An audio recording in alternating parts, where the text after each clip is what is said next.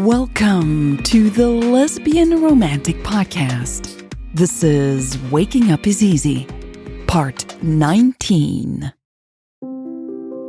I'm sure you've noticed I didn't really elaborate about the kiss in the kitchen a few episodes ago.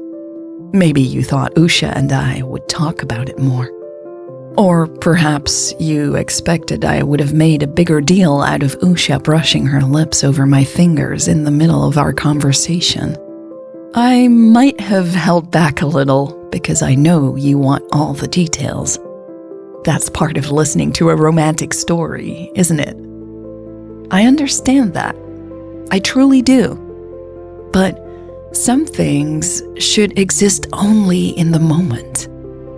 As soon as they become memories, they change profoundly, especially when you put them under a microscope.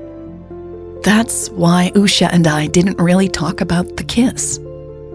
At least, that's how I remember it. Usha now says she would have been fine talking about it. But I remember feeling an almost sacred respect for the unspoken between us.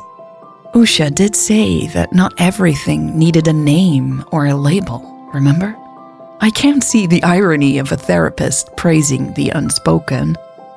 And to be fair to myself, in the therapy I offered, there were nonverbal approaches. Still, only after meeting Usha did I start to understand that there are other ways to become close. Sometimes, too many words drive you apart. I know this all sounds a little heavy, a little too serious, or even a little pompous. I took things very seriously from the start with Usha, though. I wasn't as overcome with emotion and wild desire as the movie would make you believe. There was reason to my madness. Talking about the movie, you can imagine how strange it is to have a movie made about you. Or to be more precise, not about your life, but about your love life. Imagine if someone made a blockbuster movie about your relationship, and everyone assumed it was an accurate depiction. These writers, actors, and the director, they just made something up. It didn't even happen at night, Usha laughed when she first heard about, and I quote a news website here, the hottest sex scene of the decade. How can I tell you about what really happened when your minds are already flooded with images that aren't even real? And why should I even do that?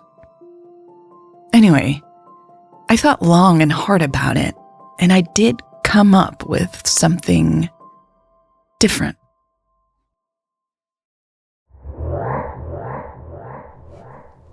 So we're really going to sit here and you'll record us while we watch? Yep, that's the plan. We'll sit here and watch that movie, and I'll record what we say. Who says I will say anything? I know you won't be able to help yourself. You always have something to say. Okay, but who says I want to be on the podcast? You didn't give me a consent form to sign or anything. Oh, yeah. I should have talked to your agent first. Yes, if I had one. Will you share yours? I don't have one either, but you will soon. That guy won't stop until he signs you. Not with all the attention the podcast is getting. You're famous now. I was already famous. No, you were infamous. Sent by Shane Bassey to info@bookbarn.usa. Subject: Update regarding the 7th reprint of Eyes Wide Open. Dear partner, in light of recent developments, specifically the unexpected launch and success of Catherine Halifax's podcast, Simon & Silence Publishing and Cassidy Benton have decided to postpone the 7th reprint of the New York Times bestseller Eyes Wide Open. This means that we might be unable to fulfill the order you placed recently. Demand for the 6th edition has increased dramatically, and we expect to sell out before the postponed reprint is available. We realize this is a drastic step, with financial consequences for everyone involved, but we do not feel comfortable reprinting the former edition, since several facts portrayed in the book can no longer be substantiated sufficiently.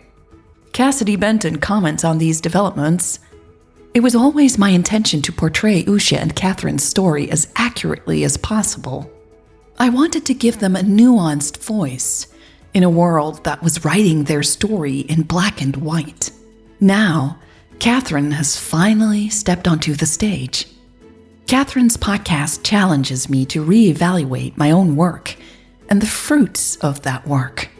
While my intentions certainly were not to cause harm, quite the opposite, I now see that my book did contribute to the distress Catherine and Usha experienced these last years.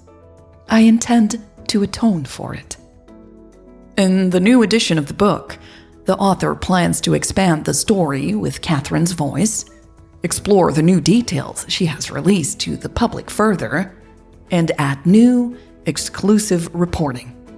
It is my responsibility to update this book so that it shares an important story with even more depth.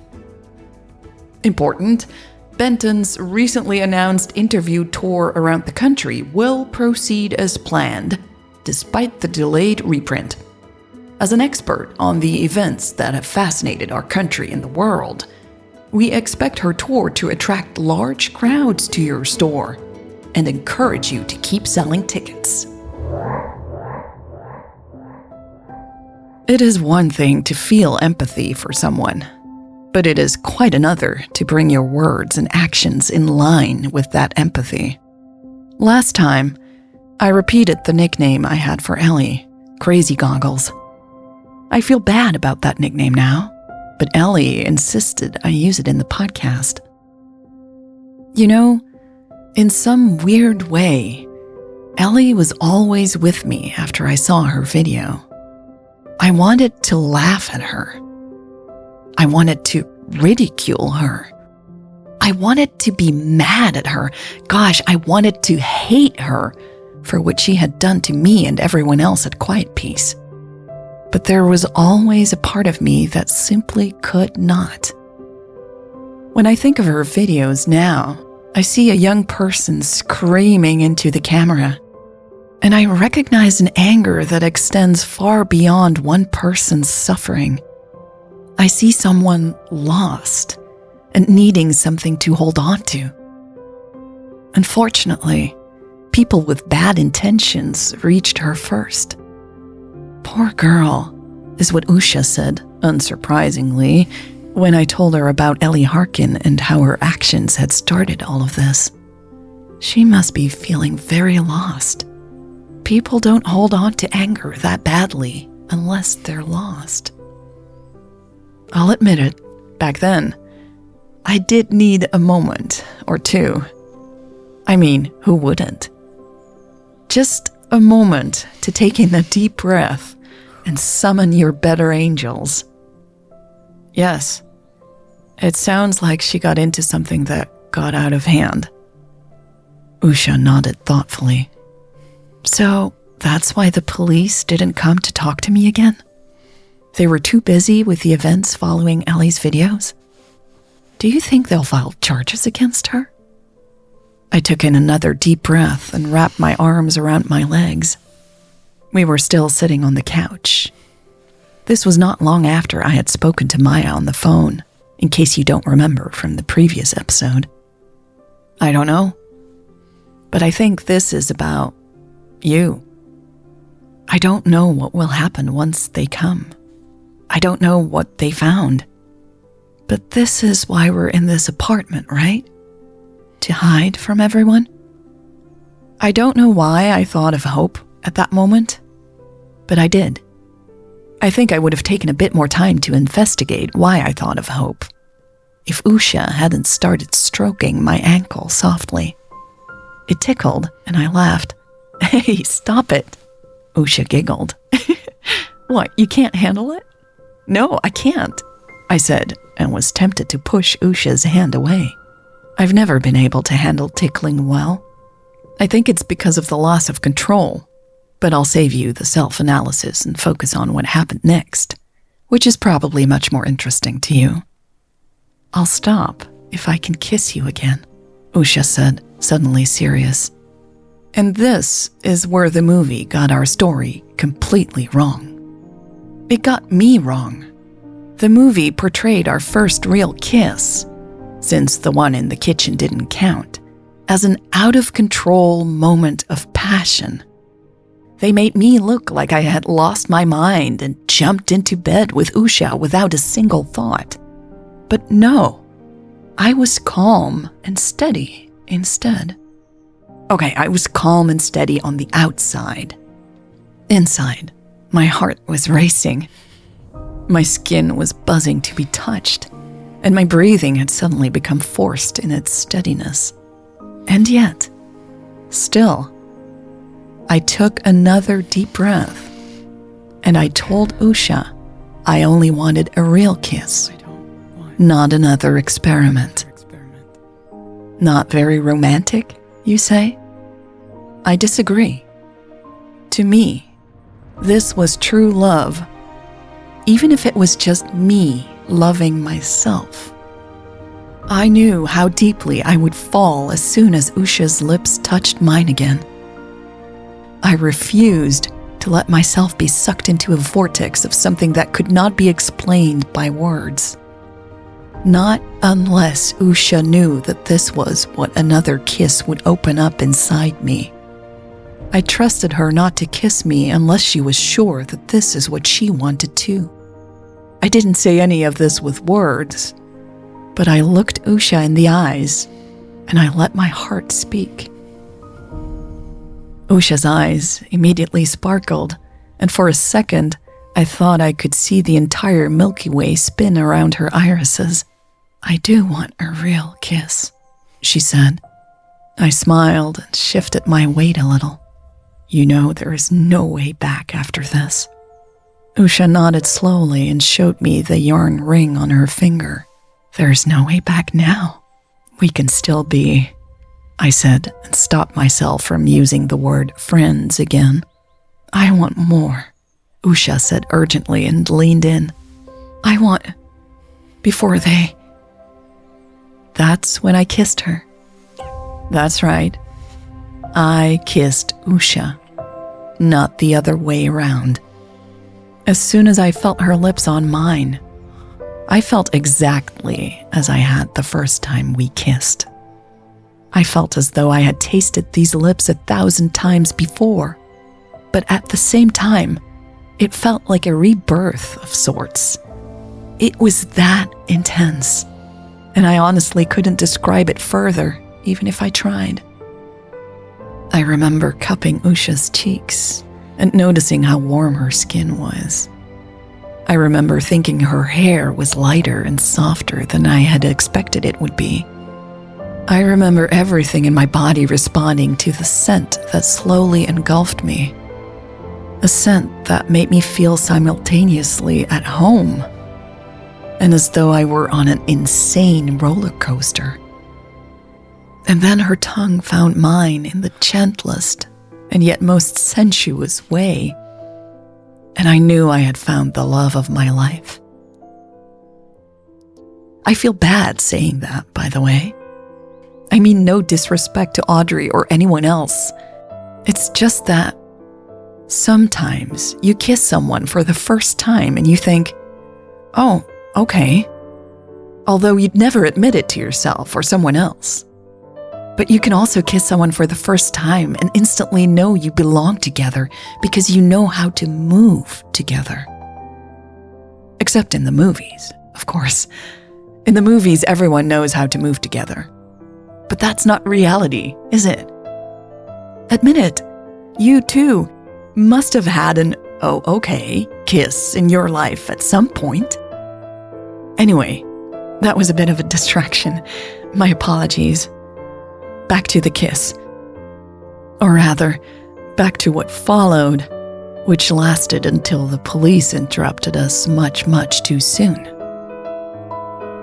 Unless Yes, that's what I feared. We've run out of time. I always found time management challenging as a therapist, by the way. On this podcast, though, it is something I enjoy. So, I look forward to our next session together, dear listener. This was part 19 of Waking Up is Easy. Hey, I want to share a couple of ways to stay in touch with me directly. I have my website, lesbianromantic.com, and it is not up to date. I know that, and I'm working on that. I'm also working on a more discreet website so that you don't have to go to a website with lesbian in the URL if you don't want to or can't. And then there is my poetry website, deadbirdsinging.life. My poetry work is very different from my work here, but I still wanted to share because it is a direct way to get in touch. Just in case, crazy times. All right, that is all for this episode. Thank you so much to everyone who supports this show and makes it possible for me to share these stories with people around the globe. It means the world to me. Thank you. Thank you also to everyone listening to this free feed for spending time with me. It is always a privilege. I mean that. And hope to see you here again in 2 weeks. And remember, lesbianromantic.com, deadbirdsinging.life. It's always good to know where to find me if these tech platforms start censoring LGBTQIA+ content.